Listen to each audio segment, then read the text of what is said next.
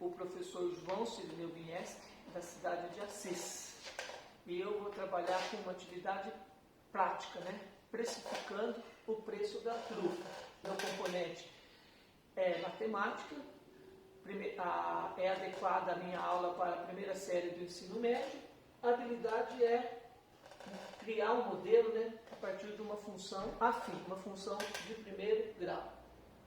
Olá pessoal, tudo bem com vocês? Lembra da aula passada? Nós trabalhamos com um modelo matemático que era assim, né? C de T era igual a 6 mais 2T. Vocês lembram? Nós trabalhamos isso.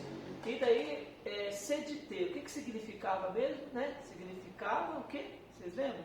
Então, o C significava o custo, né, para você alugar uma bicicleta, e o T era o tempo que você ficaria aí com a bicicleta alugada. O 6 é um preço fixo e o 2 é o quanto que pagava por cada hora que ficasse com a bicicleta alugada. Hoje nós vamos fazer um pouquinho diferente, então nós vamos fazer duas atividades. Uma é para a gente vai precificar, vamos pesquisar o preço, né, o preço unitário de uma trufa. E depois da segunda atividade nós vamos fazer um modelo matemático, vamos usar uma função afim, né, com base na atividade 1. Vamos lá então? Então tá. O objetivo da aula é calcular o custo, né, e precificar o produto, um produto. Aplicar uma função afim em contexto real e visualizar o ponto de equilíbrio e o lucro. Atividade 1, eu vou orientar vocês, né, quero que vocês prestem atenção. Então, primeiro passo, vocês vão pesquisar o que ingrediente que precisa para fazer a trufa.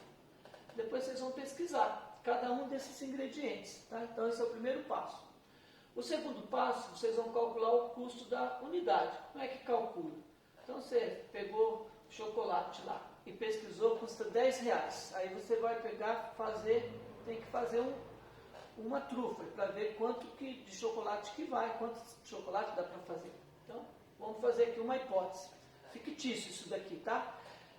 Digamos que dá para fazer 3 trufas. Com R$10, você faz 3 trufas com esse chocolate. Então, divido 10 por 3, cada uma vai custar R$3. Então, esse R$3 é o preço de custo. Isso contando só o chocolate. Mas tem os outros ingredientes que você vai fazer, né, da mesma maneira.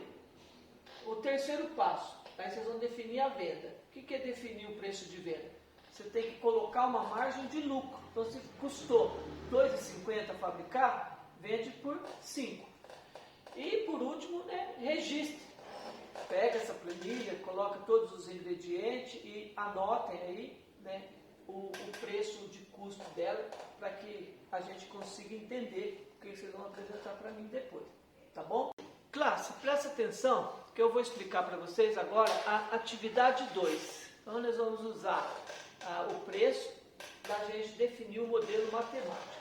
Então, o preço, vou dar aqui um exemplo aqui no meu exemplo. Ficou R$2,50 para cada trufa, então eu tenho que vender por 5. Isso vai me dar um lucro de 2,5 para cada unidade.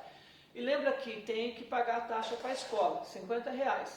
Então, a minha função, pegando aqui o parâmetro é f de x igual, né, a ax mais b. Então, no lugar do f, eu quero saber o lucro. Então, o lucro em função do x vai ser igual. O a vai valer 2,5, vou vender por 2,5 cada trufa, vezes o x vai depender, né, a quantidade de venda, mais menos 50, que é a taxa que a escola cobra. Aí fica L de x, 2,5 vezes o x, menos 50, porque mais e menos é menos 50. Então eu tenho aqui o modelo matemático. Vamos então determinar o ponto de equilíbrio. O que significa isso, né? Quando o lucro for zero, quantas trufas eu preciso vender para que eu pague pelo menos, né, esse custo fixo aí que tem. Aqui, L de x é 2,5x menos 50. Então, suponha que o lucro é zero. Então, zero é igual a 2,5x menos 50. Qual é o problema aqui? Descobrir o valor do x. Então, vocês vão equacionar e vai aí, né, descobrir o valor do x. Vamos fazer então? O vamos imaginar um outro ponto para a gente fazer o gráfico, um segundo ponto. Na escola tem 900 alunos. Imagine que 10% dos alunos compre trufa. Então 10% de 900 é 90 alunos. Vamos calcular agora o L de 90, ou seja, qual que é o lucro se eu vender 90?